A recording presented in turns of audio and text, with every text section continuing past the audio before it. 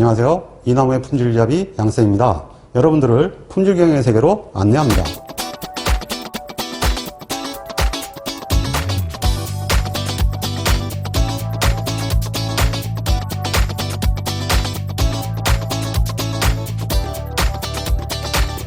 이번에는 샘플링 방법과 샘플링 오차에 대해서 학습하도록 하겠습니다.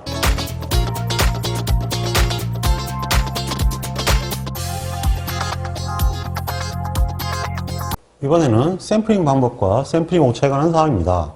1번, 다음 설명 중 옳지 않은 것은 정밀도. 정밀도는 이 베타 X바를 얘기하는 거죠. 데이터의 분포의 폭의 크기를 뜻한다. 베타 X바는 G1-알파2 루트 n분의 시그마, 이걸 가지고 정밀도 95% 정밀도 뭐 이렇게 얘기를 하죠. 그러니까 분포의 폭의 크기 맞습니다. 정확도는 신정치에서 마지막 얘기죠. 정확도는 이제 측정치가 아니고요. X바와 그 다음에 목표치, 즉 평균치라고 할 수도 있고 우리가 어떠한 목표라고 할 수 있는데 이것의 차, 이것이 사실은 베타 X바하고 비교했을 때 어떻게 되느냐. 그래서 만약에 얘가 이것보다 작으면 이 폭 안에 있는 거기 때문에 합격이 되고 이것보다 커버리면 불합격이 된다고 수업 시간에 설명했죠. 그래서 이 관계에 의해서 움직이게 되는 겁니다. 그러니까 기대 측정치가 아니고요. 측정치의 평균이 되어야 됩니다. 오차는 측정치와 모집단의 참값과의 차이다. 오차는 x 플러스 2는 u 이렇게 되는 거니까 당연히 오차는 평균과 참값과 측정치의 차이가 되죠. 뭐 이렇게 해도 되고 뒤집어도 되고 뭐 제 부호는 관계없으니까 이건 당연히 오차 얘기죠. 그 다음에 치우침하고 정확도는 같은 얘기죠. 바이어스 같은 말입니다. 그래서 측정치의 평균과 모집단의 참값의 차이다. 이 말은 맞죠? 그래서 용어가 다르니까 아마 하나는 틀리게 잘 나타낸 것 같아요. 답은 2번이 되겠습니다. 2번 오차에 관한 설명으로 틀린 것은 측정값들의 산포의 크기가 정밀도이다. 즉 베타 X바가 정밀도다. 그런데 측정값들의 산포의 크기는 시그마 X죠. 이것도 정밀도예요. 그리고 이것도 정밀도고 이것도 정밀도입니다. 근데 다 용어가 틀린다 그랬죠? 이건 뭐라 그랬어요? 신뢰 계수, 즉 95%. 그 다음에 X바이기 때문에 평균치의 오차 이렇게 들어가서 앞에 신뢰 계수가 붙으면 베타 X바고요. 그 다음에 요 정밀도는요. 이거는 평균치의 오차죠. 이렇게 쓰면 뭐가 될까요? 이거는 평균치의 오차 분산이 되죠. 이거는요. 그냥 측정치의 오차가 되는 거죠. 전부 개념이 다 틀리니까 사실은 이 품질 관리하는 사람들이 이걸 분리해서 다 알고 계셔야 돼요.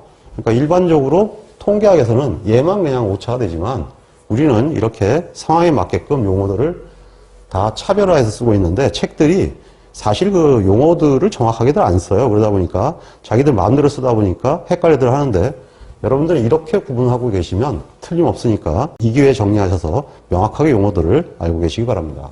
그래서 이 말도 틀린 말이 아니고 맞는 말입니다. 주의해야 됩니다. 측정값들의 표준편차가 작을수록 표준편차가 작으면 정도가 1.96 곱하기 시그마 퍼 루트 n인데 즉 G1-2분의 알파죠. 이놈이 작으면 베타 X바가 작아지죠. 그러니까 정밀도가 좋아지는 거죠. 틀렸죠? 측정 오차는 측정 계기가 부정확하거나 측정자의 기술 부족에서 온다. 측정 오차는 당연히 계측기가 문제가 있거나 측정자가 문제가 있으면 측정 오차가 커지겠죠. 뭐 하드웨어, 소프트웨어 문제다 이런 얘기죠. 샘플링 오차는 시료를 랜덤하게 샘플하지 못함으로써 발생되는 오차이다. 이것이 맞는 답으로 되어 있는데요. 그러니까 미치고 팔짝 뛰는 노릇이죠. 그러니까 도대체가 어떻게 해서 책을 이렇게 썼는지 모르겠는데 샘플링 오차는 그냥 나오는 오차예요. 샘플링 오차죠. 그러니까 샘플링 방식을 선택한 데 따라 달라져요. 2단계 샘플링에서 배웠지만 이런 얘기라고 그랬죠? 이걸 샘플링 오차라고 그래요.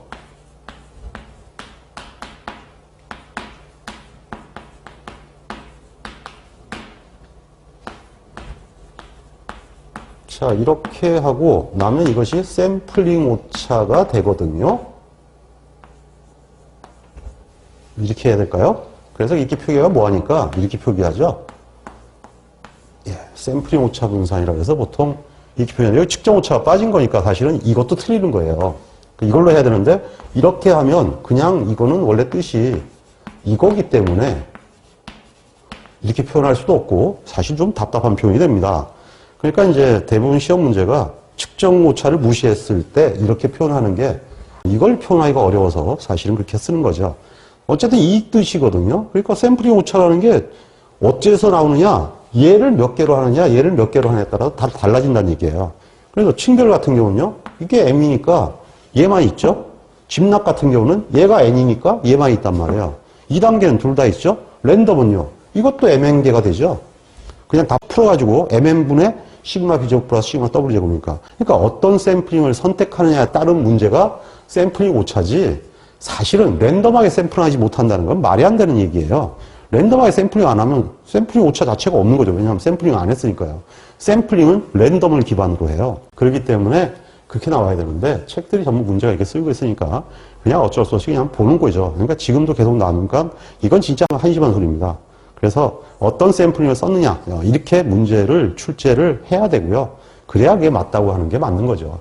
샘플링 방식까지 무시하면서 한다 그러면 그게 어떻게 검사가 되겠습니까? 3번 샘플링 오차에 관한 설명으로 틀린 것은, 샘플링 오차와 측정 오차, 원래 샘플링 오차에 측정 오차를 범주에 넣는데요. 이거를 범주에 넣는 이유가 여기다 이제 축분 오차까지 집어넣죠. 일반적으로 이 자체가 표본이 만들어지는 과정이기 때문에 그렇습니다. 결국 이제 Vx바에 해당되는 그런 것들이 이제 현재는 Vx가 되죠. Vx바가 되려면 여기서 이제 표본수, 그러니까 뭐 n이나 뭐 m이나 뭐 이딴 것들이 결정이 돼야 이제 결정이 되는 거죠. 여기는 샘플링 오차, 측정 오차는 이것들에 관련된 오차는 얘들은 다 별량 요인들입니다. 그래서 상호 독립이 되죠. 상호 독립이 되기 때문에 비례고 뭐고 아무 관계가 없어요. 틀렸죠? 전수검사를 할 경우에 처음에 설명했죠. 이건 샘플링 오차는 무조건 없어요. 샘플링 안 했으니까. 표본의 크기가 클수록 샘플링 오차는 작아진다. 결국은 제가 한 얘기가 그 얘기예요. 결국은 이것인데요. 시그마 제곱에 이거 자체가 커지게 되면 시그마 x바 제곱은 작아져요. 결국은 이 시그마 x바를 적게 하는 게 샘플링 오차를 줄이는 거예요. 샘플링 오차는 샘플링 하면 무조건 나와요. 줄이는 방법이 층별을 쓰느냐, 랜덤을 쓰느냐, 즉 방법의 결정과 두 번째는 n을 결정하는 거예요. n과 방법에 따라서 우리가 보는 샘플링 오차를 줄일 수가 있습니다. 그렇기 때문에 그 얘기가 나오는 거지, 뭐 샘플링이 랜덤을 지키지 않아서 이런 쓰잘데없는 얘기는 진짜 하지 말아야 되는 거죠. 자, 샘플링 오차는 또 나왔네요. 표본이 랜덤하게 샘플하지 못함으로 인해서 발생하는 오차이다. 자, 그러면 답은 1번이 되겠죠?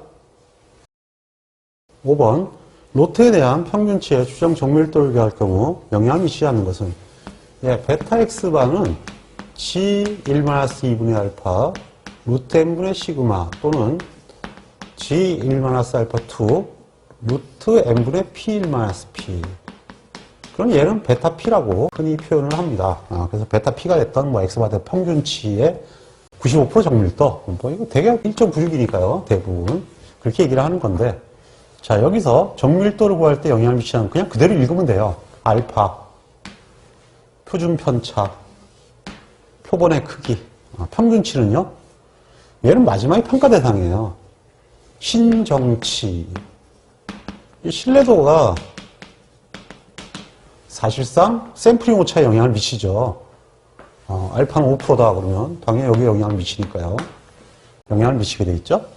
자, 근데 여기서 마지막에는 결국은 목표 값에다가 플러스 마이너스 베타 x바가 범위란 얘기거든요. 이것이 이제 합격 범위가 되고 x바는 평가 대상이 되죠. 그러니까 평균치는 평가 대상이 된다. 얘가 이 안에 있으면 합격, 이걸 벗어나면 불합격, 이렇게 되는 거죠. 답은 3번이 됩니다. 7번 모평균에 대한 추정의 95% 오차 한계. 모평균에 대한 추정의 95% 오차 한계면 베타 x바가 되는데요. 이것을 5 이하로 하기를 원한다고 했습니다. 이것을 5 이하로 한다 그랬으니까 베타 X바가 결국은 뭐냐? 1.96 루트 n분의 시그마가 되는데, 왜냐하면 95% 오차한계니까요. 즉 시그마가 30 루트 n 곱하기 1.96은 결국은 5보다 작아야 된다. 이 베타 X바가 사실은 5가 된 거예요. 그럼 5보다 작아야 된다 그랬으니까 결국은 어떻게 되느냐? n은 결국은 뭐보다 크게 된다는 얘기냐? 5분의 30 곱하기 1.96의 제곱보다 커야 된다. 뭐 대충 이런 얘기가 되거든요. 예, 그래서 이거는 뭐 하나마나 답이 이거겠네요. 뭐. 왜냐하면 간단히 봐도 벌써 6이 12의 제곱이니까 144 아닙니까? 약간 이제 여기서 줄어드는 게 있으니까 답이 이거겠죠. 뭐. 만약에 이것이 138점 얼마 나왔을 거예요. 하나마나. 만약 139점 얼마라면 답이 없습니다. 왜 그러냐 하면은 이거 자체는 이거보다는 무조건 커야 되는 거예요. 같거나.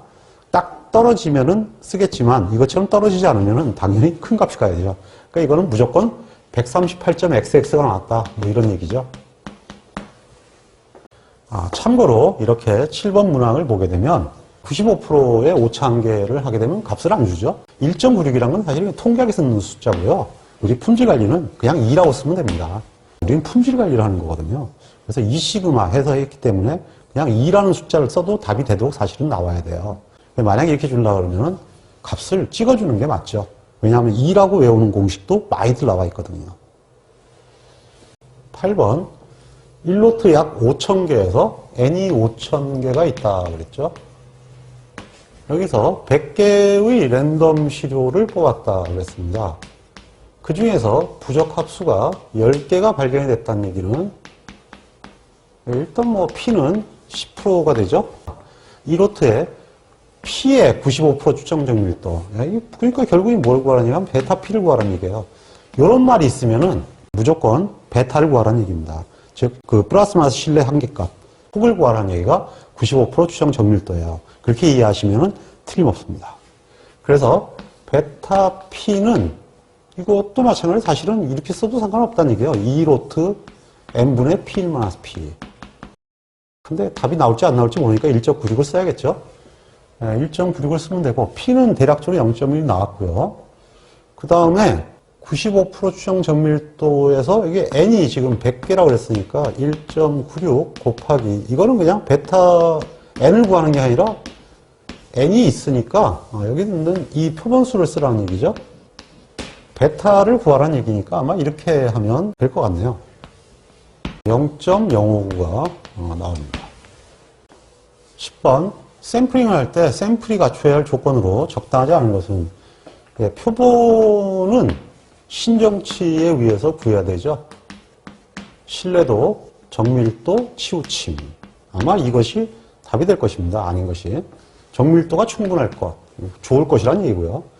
치우침이 충분하면 불합격입니다. 이거는 판정이기 때문에 치우침이 없어야 할 것이겠죠. 신뢰할 수 있는 샘플링에서 얻어질 것, 이건 신뢰도를 얘기하고 있고요. 이거는 사실은 이 뜻이 아니라 알파를 정하는 걸 얘기해요. 알파를 1%로 할 것이냐 5%로 할 것이냐. 그 얘기가 사실은 신뢰도인데 이 신뢰도를 신뢰성으로 생각하는 사람도 있더라고요.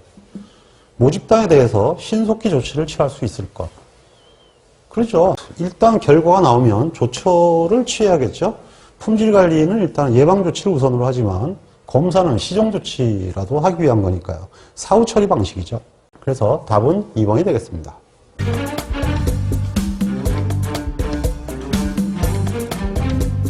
12번 개통 샘플링. 이것의 답은 거의 주기라 그랬죠. 주기에 영향을 받는다. 저거이 바로 답이 됩니다. 문제 읽어보기 전에 먼저 얘기를 했죠. 저거는 그냥 주기, 지그재그 이렇게 연결되는 게 아마 답일 거예요. 뭔지 모르지만.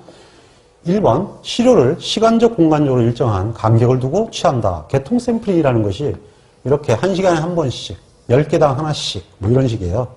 그러니까 이건 맞는 얘기죠. 시간적 공간적 층별이라고 합니다. 일정한 간격을 둔다는 얘기가. 그 다음에 모집단의 순서에 일정한 경향성이라는 게 바로 이게 주기를 얘기해요. 주기가 있으면 망한다. 그래서 답은 2번이 되죠. 그거 보세요. 안 읽어봐도 답을 알죠.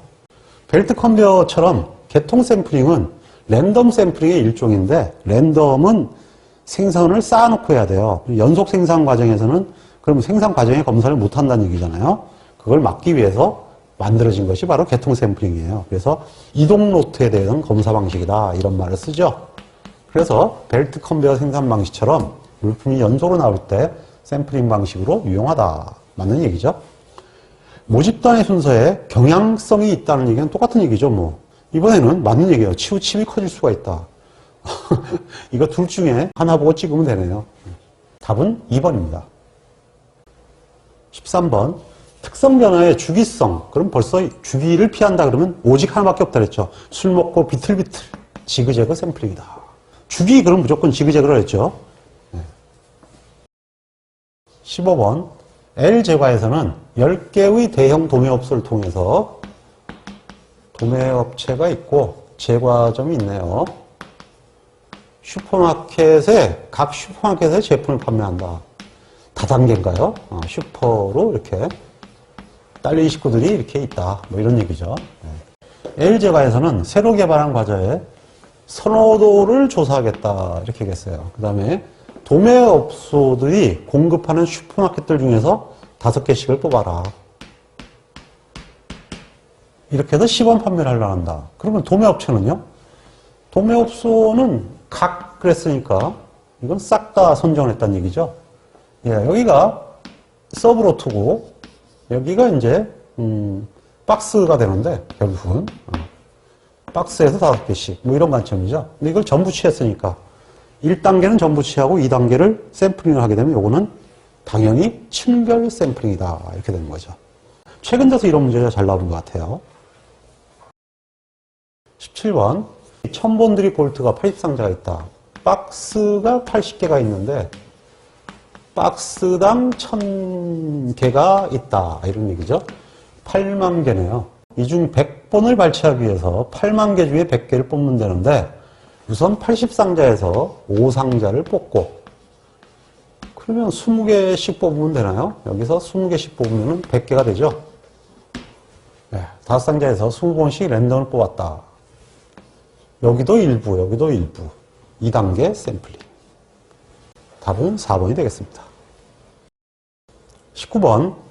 모집단을 몇 개의 층으로 나누고 각각 나눈 층으로부터 그 층 내에 표준 편차와 층의 크기 n 시그마죠? 에 비례하여 샘플을 취하는 방법은 n 시그마 i 나누기 시그마 ni 시그마 i 네이만이죠? 시그마 빼면 층별 비례가 되고요. 이건 n에 대한 것이고 네이만은 n과 시그마. 대밍은요. 여기다가 루트 c를 넣으면 나누기 루트 c. 그러면은 대밍 샘플링입니다. 즉 코스트를 고려한다. 이런 표현이 되어 있죠. 네, 답은 2번이 되겠습니다. 20번. 샘플링 방법에 관한 설명으로 옳은 것은 층별 샘플링은 단순 랜덤 샘플링보다 정밀도가 나쁘다. 층별 샘플링은 단순 랜덤 샘플링보다 정밀도가 나쁘다 그랬는데 이건 정밀도 문제는 기본적으로 어떻게 하라 그랬어요? 그러죠? 예, 이건 이제 랜덤 샘플링이고 우리 집은 2층에 산다. 집은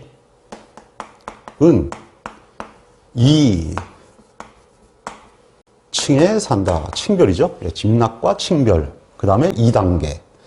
예, 앞에 n이 붙죠? 예, n이 붙습니다. 관리도하고 똑같은 형태가 되는 거죠. 그래서 층별 샘플링은 랜덤 샘플링보다 정밀도가 우수합니다. 가장 우수한 거죠. 예, 그래서 층별은 얘밖에 없기 때문에 가장 우수해지죠. 틀렸죠? 층별 샘플링에 있어서 샘플의 크기는 각 층의 층별 비례라고 그랬으니까 표준 편차가 아니라 n에 비례한다 그래야죠. 표준 편차에 비례하는 것은 네이만이죠. 예, 틀렸네요. 집락 샘플링은 얘죠. 예. 일반적으로 집락 간의 차를 얘밖에 없는데 이게 커지면 어떻게 돼요? 저게 커지면은 망하는 거죠. 집락 간의 차이가 적어야 되는 거죠. 예, 그래서 이게 틀렸죠. 지그재그 하면은 무조건 평기를 없앤다 그랬죠. 지그재그 샘플링은 개통 샘플링보다 주기성에 따른 평기를 발생할 위험이 적다. 그래서 지그재그 그러면은 개통 샘플링의 약점을 보완하는 방법이라고 설명을 드렸습니다. 역시 답이 4번이죠. 21번 샘플링에 관한 설명으로 틀린 것은 2단계 샘플링은 층별 샘플링에 비해서 추정의 정밀도가 나쁘죠. 예, 그래서 기억하라는 게 하나 있었죠. 우리 집은 2층이다.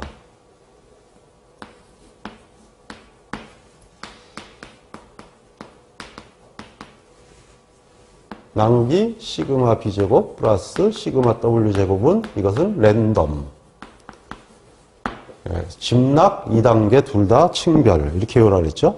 그래서 2단계 샘플링은 2단계 샘플링에 두 개가 다 있는 거니까 층별 샘플링에 비해서 층별 샘플링은 요것만 있는 경우죠. 당연히 이게 있으니까 추정 정밀도가 나쁘고 샘플링의 조작은 2단계가 쉽죠. 아무래도 표본을 조금 뽑으니까요. 서브로트를 적게 선택하니까 뒤에는 맞지만 앞에가 틀립니다. 그래서 불가피하게 하는 거지 제일 좋은 건 층별이죠. 집락 샘플링은 로트 간 산포가 크면 예, 집락은 요것이 살아있는 경우가 집락이죠. 로트 간 산포가 크면 망하는 거죠. 뭐 얘가 커야 되고 얘가 상대적으로 적어야 된다. 그래서 이거는 맞는 얘기가 되죠. 층별 샘플링은 얘가 없으니까 추정 정밀도가 랜덤에 비해서 좋으나 이런 뜻입니다. 각 로트 내 산포가 커지면 뭐 그다지 효과가 없어진다. 왜냐하면 이게 굉장히 크다는 얘기는 이게 작다는 얘기이기 때문에 두 개는 서로 대관계에 있으니까요. 그래서 이렇게 되면 이게 너무 커버리면은 의미가 없는 거죠. 그래서 로트 내 산포를 가급적 적게 해야 된다. 이렇게 샘플링하는 방법이 변경점 중심으로 뽑는 것이다. 이렇게 얘기를 했었죠. 그래서 제조 변경점이 아니라 이 경우는 작업 변경점을 주시해야 된다. 그렇게 아마 수업 시간에 얘기를 했을 것입니다. 그 다음에 사전에 모집단에 대한 정보나 지식이 없을 때는 그냥 뭐 아무것도 없이 그냥 그 일반적인 샘플링은 무작위 샘플링이에요. 그걸 가지고 단순 랜덤 샘플링이라고 그러죠. 예, 뭐 이런 경우는 주관식으로 쓸 때 단순이란 말은 꼭 안 써도 되긴 됩니다. 근데 정확한 명칭은 단순 랜덤 샘플링이 일반적인 완전 랜덤을 얘기합니다. 22번 로트의 크기 mn인 로트를 m 이퀄 m층으로 나눴을 때 각 층의 크기가 모두 같아서 ni는 n이고 각 층에서의 검사 개수가 ni가 n바라서 같을 경우에 층별 샘플링에 관한 내용으로 옳은 것은 층별이라고 돼 있네요. 층별이면 이거 아니겠어요?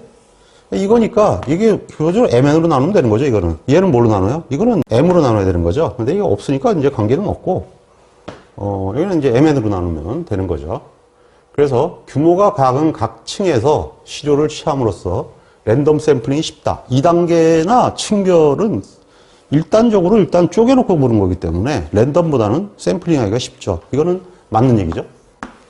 그 다음에 이거 작으니까 초기화 개수가 필요 없는 거죠. 이건 초기화 개수가 필요 없으니까 당연히 이해가 된다. 이건 당연히 맞네요. 예. 시그마 B가 얘는 없거든요. 얘가 커지면 얘가 작아지죠. 그러죠? 예. 이게 크면 클수록 좋은 거예요. 얘가 크면 클수록 얘가 작아진다는 얘기니까. 왜냐하면 원래 그 집단은 기본적으로 집단은 군간 변동과 군내 변동의 합으로 이루어지거든요. 근데 이게 커지면 이게 작아지는 거죠. 두 개의 합으로 일어나니까 당연히 이 관계가 있다 보니까 여기서 기본적으로 정밀도가 좋아진다 그래야죠. 이거 틀렸네요. 3번이 답이 되겠습니다. 그 다음에 ni의 크기가 다를 때 각 층의 시료의 크기 ni를 층의 크기 ni에 비례하여 취하는 것을 층별 비례 샘플링이라고 한다. 이거 뭐 당연한 거죠. 이렇게 해서 답은 3번이 되겠네요. 23번 집락 샘플링에 관한 설명으로 옳지 않은 것은 틀린 것은이죠. 예, 집락 샘플링은 Vx바가 m-1분의 m-m 그리고 n분의 시그마 b제곱 m-1분의 m-n인데 n이 n이 되죠. 그래서 mm분의 시그마 w 제곱인데 얘가 0이 되기 때문에 이놈이 관계가 없죠. 그래서 결론적으로 이것만 남게 되는 이런 방식이죠. 그래서 그 집락 샘플링을 좋게 하는 방법은 당연히 로트간 산포를 줄이는 방법인데 로트간 산포를 줄이려면 서브로트를 많이 선택하는 것이 집락 샘플링은 유리합니다. 근데 어쨌든 첨감 변동을 작게 할수록 유리하다 이렇게 돼 있죠. 이걸 적게 해야 돼요. 근데 이걸 작게 하는 방법은 얘를 많이 가져가는 거죠. 서브로트를 몇 개씩 랜덤하게 샘플링하고 뽑힌 시로품을 전수조사한다. 이것이 집락의 개념입니다.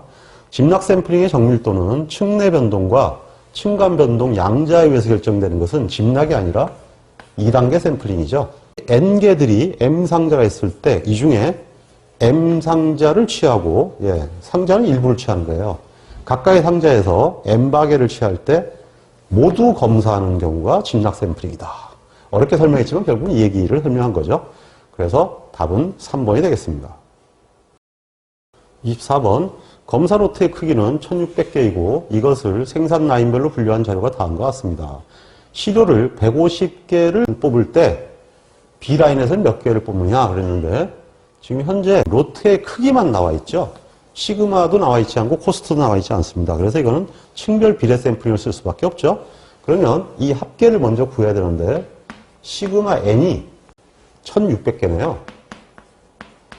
그러니까 1600개니까 각각 1600분의 800 그리고 B는 1600분의 640 C는 1600분의 160개의 비율로 뽑으면 층별 비례가 되죠. 그리고 토탈 150개에 대해서 뽑음으로 150을 곱하면 대략적으로 60개가 되겠네요.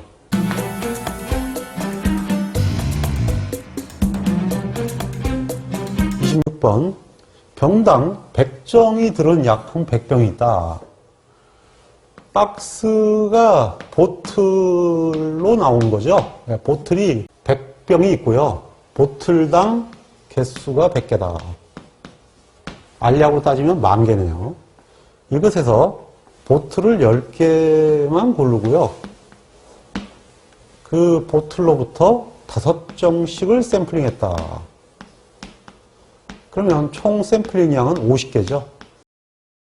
이렇게 됐는데 문제가 뭔가요? 5정씩 랜덤으로 샘플링해서 증량을 측정했더니 군내 변동은 400g이 나왔고 군감 변동은 200g이 나왔다. 측정 오차를 고려할 때 평균치의 분산에 대한 측정 오차를 고려하지 않는다는 얘기는 아까 샘플링 오차에서 얘기한 대로 측정 오차를 같이 따지기 때문이에요.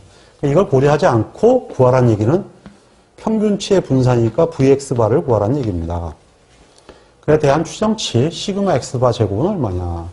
즉 Vx바는 시그마 x바 제곱인데요. 이것이 구하는 방식이 원래는 이렇게 돼야지 되는 거죠.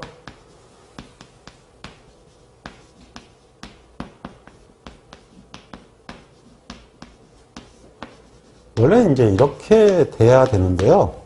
이 초기화 계수는 시험에 안 나와요.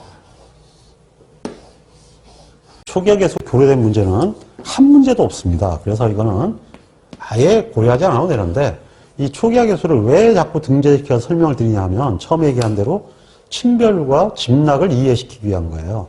샘플링 오차는 공정의 확률이 바뀌는 게 아니기 때문에 사실은 지속적으로 해도 같은 조건 하에서 샘플링이 된다 이렇게 보거든요. 그러니까 사실은 이게 필요가 없죠. 일단은 이것만 가지고 얘기를 해도 된다는 얘기거든요.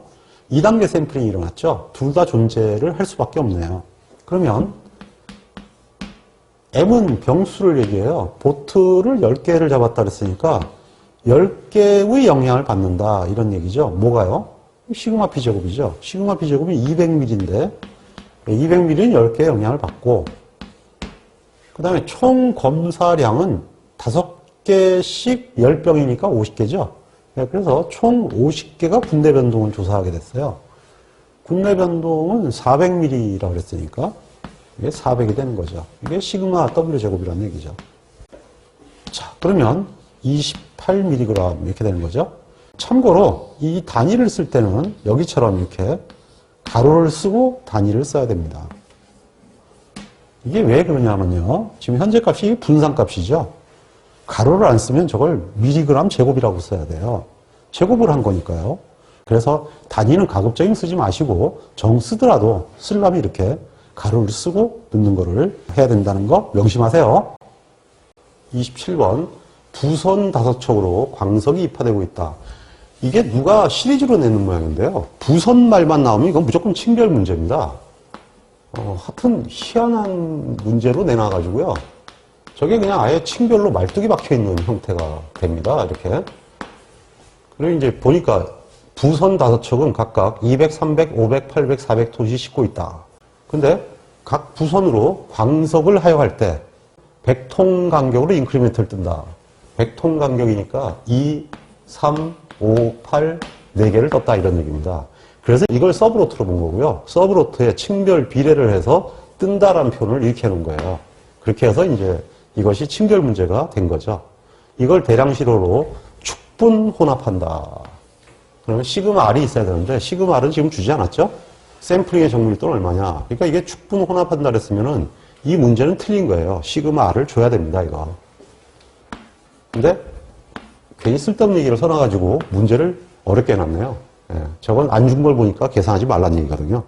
샘플링의 정밀도는 얼마냐? 여기서 문제가 샘플링의 정밀도를 줬죠? 예, 이거는 맞는 겁니다. 측정 오차를 안 주면 이렇게 표현해야 됩니다. 샘플링의 정밀도. 자, 그러면 샘플링의 정밀도니까 이거란 얘기인데 사실은 여기 나누기 n을 해야 되기 때문에 좀 표현이 저게 그지 같아요. 그러니까 사람들은 대부분 이거를 이렇게 쓰죠. 근데 실제로 이 VX바는 측정 정밀도가 들어가야 된다는 거죠. 근데 이게 층별 문제이기 때문에 여긴 또 시그마 W로 냈죠. 예, 이렇게 제곱이 아니라 표준 편차로 내는 경우도 있어요. 어쨌든 이거는 0.8에 제곱해야 됩니다. 근데 시험 문제 주관식 같은 경우 이 문제가 똑같이 나오는데요. 저렇게 주니까 어떤 분들은 이렇게 하세요. 근데 이렇게 해도 좋은데요. 8%를 소수점으로 바꿨으니까요. 근데 이렇게 해놓고 또 나중에 또 이 제곱값에서 소수점을 막 공 2개를 빼고 쓰고 그래요. 그러면 안 돼요. 그러니까 절대 이렇게 하지 마세요. 그냥 0.8의 제곱 이렇게 버리면 끝납니다. 그 다음에 이게 몇 개냐 하는 거예요. 몇 개는 이거 합친 게 mn개죠. 왜냐하면 시그마 w 제곱은 mn개로 나누거든요. 근데 지금 m이 다 틀리면 어떻게 되겠어요? 시그마 ni가 되겠죠. 각각 ni를 모두 더한다. 그럼 이걸 다 더하는 거예요. 그러면은 합이 얼마가 되냐 하면은 22가 되나요? 그래서 22로 나눈다는 거죠. 그러면 답이 0.0291이 되는데요. 이 0.0291이니까 이걸 반올려 하면 0.03이 되는데 여기 지금 또 퍼센트라고 이렇게 붙여놨죠? 이거 틀린 표현이에요. 이건 가로 퍼센트라고 표현이 되어야 됩니다. 왜 그러냐면 저렇게 되면 이게 지금 분산으로 써놨기 때문에요. 분산은 저렇게 쓰면 퍼센트 제곱이 되죠. 그렇기 때문에 우리가 단위를 안 쓰는 이유거든요. 이렇게 시험 문제 자체가 이렇게 틀릴 수가 있는 거예요. 이걸 쓰려면 이렇게 해야 되고요. 이게 오해하기 딱 알맞죠, 저렇게 되면. 그냥 0.036%다, 이렇게 쓰면. 아니거든요. 이거는 지금 분산값 표현이라는 걸 명심해야 됩니다. 그래서 누구든 다 틀릴 수 있는 그런 형태가 됩니다. 그러니까 차라리 안 쓰는 게 낫는 거죠. 28번, 2단계 샘플링을 적용하여 10개씩 포장된 천상자의 제품을 샘플링하려고 한다. 2차 시료 단위는 2이고 시그마 B제곱은 0.08, 시그마 W제곱은 0.01로 한다면 샘플링의 정밀도를 0.05의 제곱으로 하기 위해서는 1차 시료를 몇 단위로 해야 되느냐. 이게 이런 걸 하나 줬네요. 그래서 이게 지금 뭔 얘기냐 하면 결국은 VX바가 0.05의 제곱이라는 얘기입니다. 근데 문제는 뭐냐 하면 2단계 샘플링을 적용했다 그러거든요. 그럼 2단계 샘플링을 적용했다면은 이것이 뭐냐 하면 시그마 B제곱도 있고 m으로 나눠야죠. 시그마 W 제곱도 있다는 얘기입니다. 이건 mn으로 나눠야죠. 예, 이와 같은 식으로 식이 구성돼 있어야하는 얘기가 됩니다. 그러면은 시그마 B 제곱이 지금 0.08이라고 그랬고요. 조심해야겠네요. 이거 제곱이 없네요. 그 다음에 m이 1차 시료 단위인데 1차 시료가 몇 개를 뽑았나요? 2차 시료 단위는 2고 1차 시료는 몇 단위? 얘를 모르는 거네요. m을 모르는 거예요. n은 2개씩 뽑는다 그랬거든요. 그 다음에 시그마 B W 제곱은 0.01이다. 이거죠? 네, 이렇게 돼 있으니까 2차 시료 단위니까 이건 n이 되죠? 네, n이 되고요. 그럼 이제 이 m을 모르는 거네요. 그러면 n분의 1을 이쪽으로 옮기니까 그러므로 m은 이것이 n분의 1로 나가버렸으니까 0.08 더하기 2분의 0.01이 남는데 이게 내려와서 나누기가 되네요. 0.05의 제곱이다. 이렇게 되나요? 네, 그러면 34개가 나오네요. 답은 4번이죠.